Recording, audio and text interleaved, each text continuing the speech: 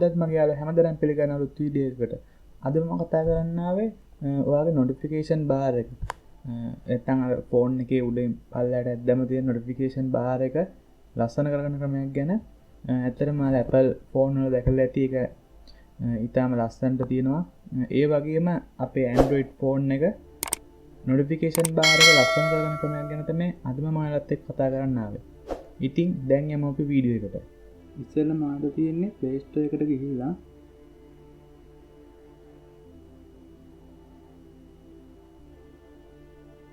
search bar එකේ MI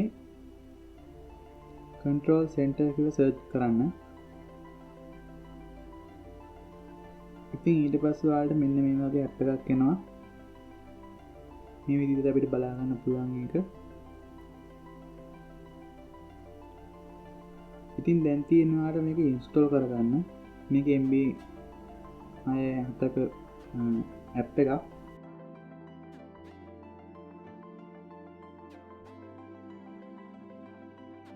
ඔන්න ඉතින් දැන් අපි app එක ඉන්ස්ටෝල් වුණා. දැන් අපිට කරගන්න තියෙන්නේ මේක ඕපන් කරගන්න.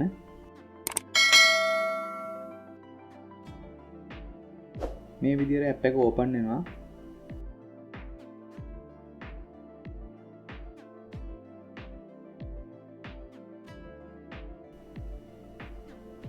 ඔයාලට මෙතනින් ගන්න තියෙන්නේ try limited version කියන එක ක්ලික් කරන්න.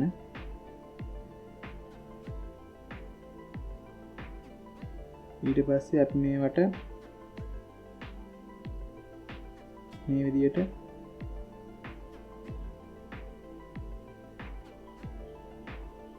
මේවට access කරන්න දෙන්න ඕනේ. enable කරගන්න.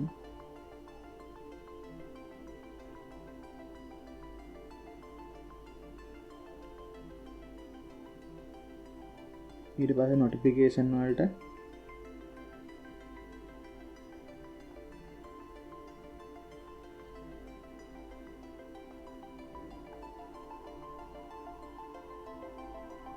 හරි දැන් ඔයාලට බලා ගන්න පුළුවන් මෙන්න මේ විදිහට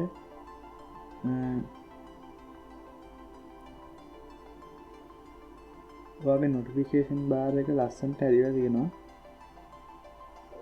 ඔයාලට මෙතනින් වෙනස් කරගන්න පුළුවන් මේක.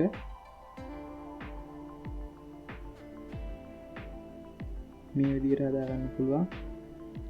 ඒකට notification bar එක නැත්තම් මෙතනින් හදා ගන්න පුළුවන් තව විදිහකට.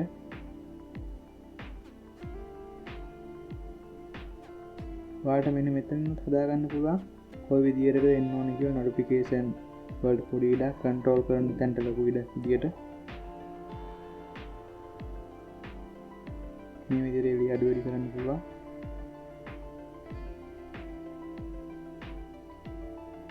ඒ වගේම ඔයාලට බලා ගන්න පුළුවන් මෙතනින්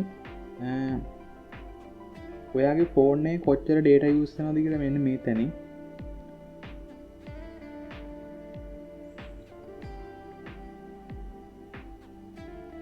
මේ තැන් වලින් ඔයාලට තව ගොඩක් ඒවා මෙතන පිටින් වෙනස් කරලා හදා ගන්න පුළුවන්.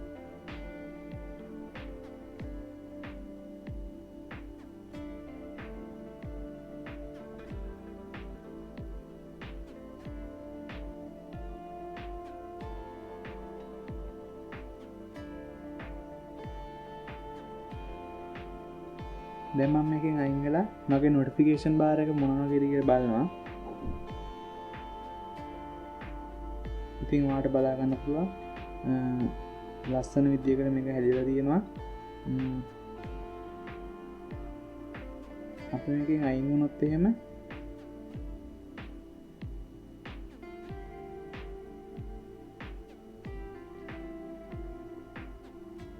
දැන් මම මේක ඕෆ් කරනවා. ඔයාලට දැන් බලා ගන්න පුළුවන් ඇයි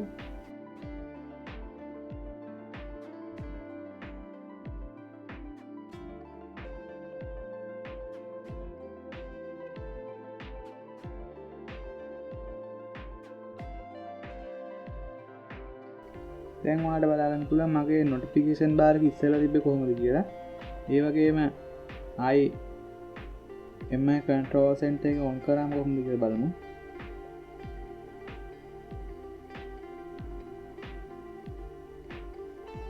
දැන් මේ විදිහට ඔන් කරන් පස්සේ අපි ආයේ මේක ඔන් කරමු.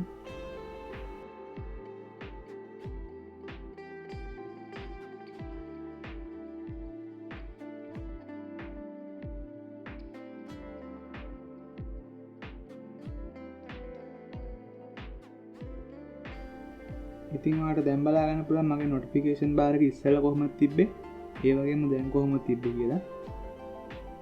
ඉතින් වීඩියෝ එකේ අන්තිමේදී මට කියන්න තියෙන්නේ subscribe කරලා නැත්නම් subscribe කරන්න.